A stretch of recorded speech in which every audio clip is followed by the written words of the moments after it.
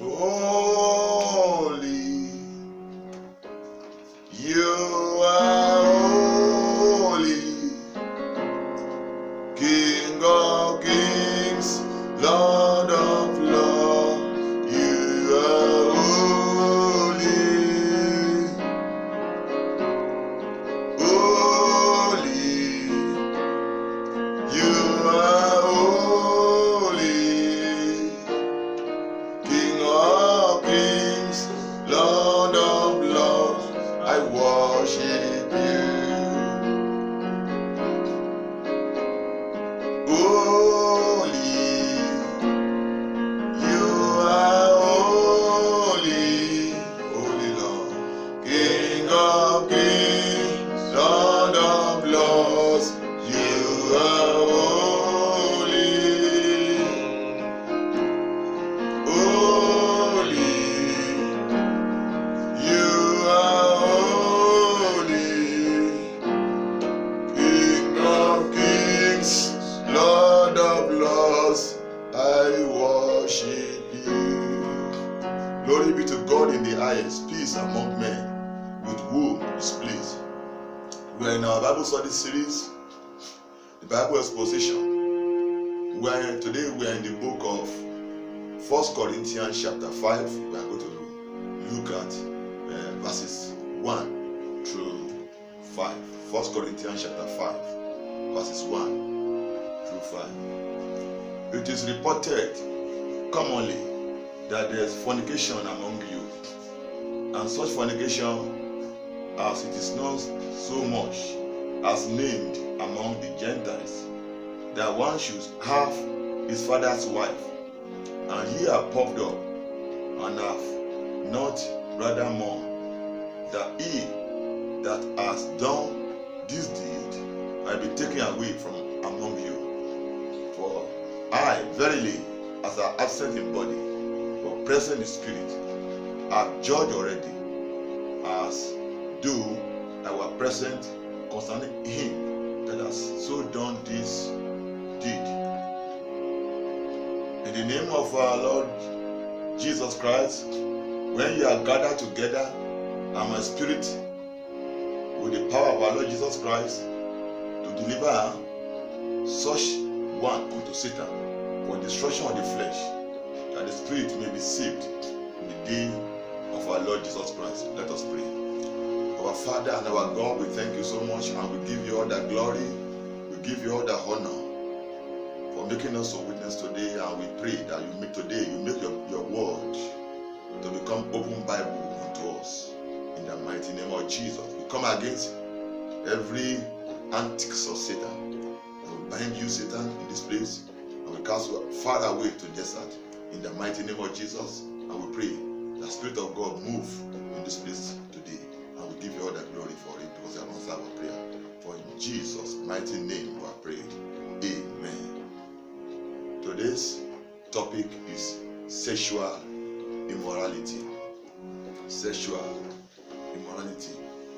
Now we thank God for thus far He has helped us, and we give all the glory to God for completing or for concluding the book of 1 Corinthians chapter number 4, and today we are in the book of 1 Corinthians chapter number 5, and the topic of consideration today is sexual immorality. And when we are talking about sexual immorality, we are talking about wrong sex between different people. Wrong sex between different people. And we have different categories of sexual immoralities. So we are going to take them one by one and quickly look at them before we conclude to this Bible study. Under sexual immorality, the first one we talk about fornication. Fornication is a premarital sex. Fornication is a premarital sex, and this is quite forbidden by God. God is not happy about this. We could quote some few Bible passages as per this. The book of Hebrews chapter 13 verse 4. The word of God records that marriage is honorable enough and the bed undefiled, but warmongers and adulterers God will judge. So the only place where God puts sex is in marriage, and God does not want it before marriage. Anything done before this is called fornication, and it's a sin before God, and this will amount to destroying the temple of God. Continuation of this may lead to God destroying the particular temple body. It's not good for Christians to be engaging or to be indulging in this act of premarital sex. And the second aspect of sexual immorality is called adultery. Adultery is extramarital affairs. Extramarital affairs, and go some little Bible references, passages. As per this, we look at the book of Proverbs chapter 6, verse 27. Can a man take fire in his bosom? Let's go to Proverbs chapter 6, verses 27 through 33. Can a man take fire in his bosom and his clothes not burned? Can one go upon hot coals and his feet not be burned? 29. So he that goeth to his neighbor's wife, whosoever toucheth her shall not be innocent. Verse 30. Men do not despise a thief if he steal to satisfy his soul when he is hungry.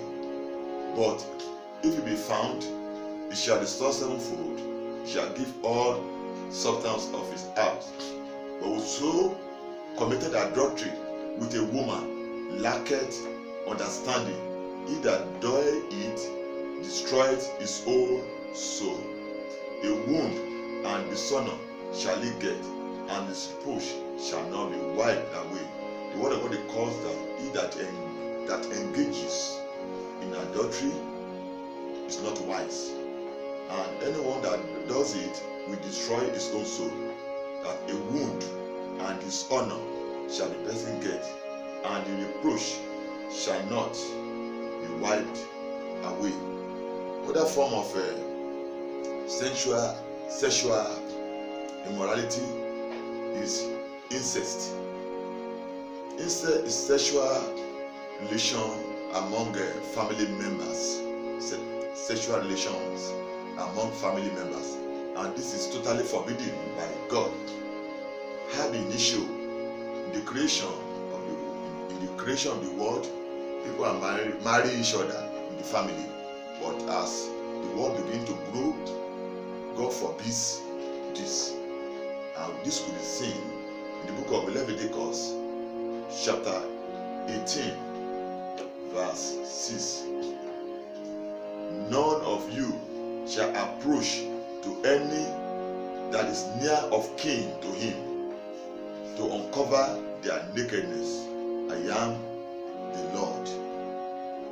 Other form of sexual immorality is homosexuality and lesbianism. This is sexual relation among same sex, the one that some people call gay today. This is an abomination to God, and we could discover this. Let us go some few Bible passages as per this, and this could be seen in the book of Leviticus chapter 20. Let us start to read. Let us consider verse 13. If a man also lie with mankind as he lie with a woman, both of them have committed an abomination. They shall surely be put to death. Their blood shall be upon them. God does not want a man to have a sexual relation with a man, or a woman to have a sexual relation with a woman. This is the word of God, and it is settled in heaven, and nothing can delete this, nothing can remove this. It remains the word of God. And in the book of 1 Corinthians chapter 6 verse 9, know ye not that the unrighteous shall not inherit the kingdom of God. Be not deceived, neither fornicators, nor idolaters, nor adulterers, nor effeminate, nor abusers of themselves with mankind. So God is stressing it that this kind of sin is an abomination to God, and God does not want it. And the book of Romans chapter 1 verse 27, and likewise also the men living the natural use of the woman, born in their laws one toward another, men with men, working that which is unseemly, and receiving in themselves that recompense of the error which was meet. So God is not happy about homosexualism and lesbianism, which some people call gay today. We will even see that in some churches today, marriage between same sex is being conducted between male and male and female. This is an abomination to God, and it's part of sexual immorality, and God does not want this because it's totally abominable unto Him. Another form of sexual immorality that people commit today, because Jesus referred to this generation as a wicked and adulterous generation. And right from the time of Jesus Christ to this particular generation, that tag has not been removed. This our generation too is a wicked and adulterous generation. A lot of immorality, a lot of sexual promiscuity all around, all over. So and this remain the word of God. God is not happy about all this kind of sexual immorality. Another form of sexual immorality is bestiality. Bestiality is a sex with animal. Be having sex with animal. God is not happy about this, and the word of God clearly indicates this. And this could be seen in the book of Leviticus chapter number 20. Let's start to read from verse 15. And if a man lie with a beast, he shall surely be put to death, and he shall slay the beast. And if a woman approach unto the beast and lie down thereto, thou shalt kill the woman, and the beast shall surely put to death. The blood shall be upon them. So God is not happy about this, for a man to be or a woman to be having sexual relation with animal. No, it's an abomination. It's abominable before God. So God does not want it, and it's also sexual immorality. Whether among Christians, whether outside, God is not pleased about this. And another form of sexual immorality that is prominent today, even among some Christians, as Paul was saying, that is seen among the Corinthian church, is masturbation. Masturbation is for one to be stirring himself to sexual orgasm. It may be through many means. It may be through sexual toy. God is not happy about this. The spirit behind this is a stinking demon from the pit of hell, and this form of sin is called uncleanness. It's uncleanness. It's defiling the temple of God. God is not pleased about this. No matter what you may say, this is not promoted by the Holy Spirit. This kind of act or behavior is being promoted or being harmonized by demons, by stinking demons. And let us look at what the Bible say about the uncleanness. In the book of Galatians chapter 5, verse number 19. Now the works of the flesh are manifest, which are these: adultery, fornication, uncleanness, lasciviousness. Uncleanness is the manifestation of the work of flesh, and is also part of sexual immorality. Another form of sexual immorality that is rampant today is rape. Rape is to forcefully have the carnal knowledge of the opposite sex, to forcefully have the carnal knowledge of the opposite sex or the same sex.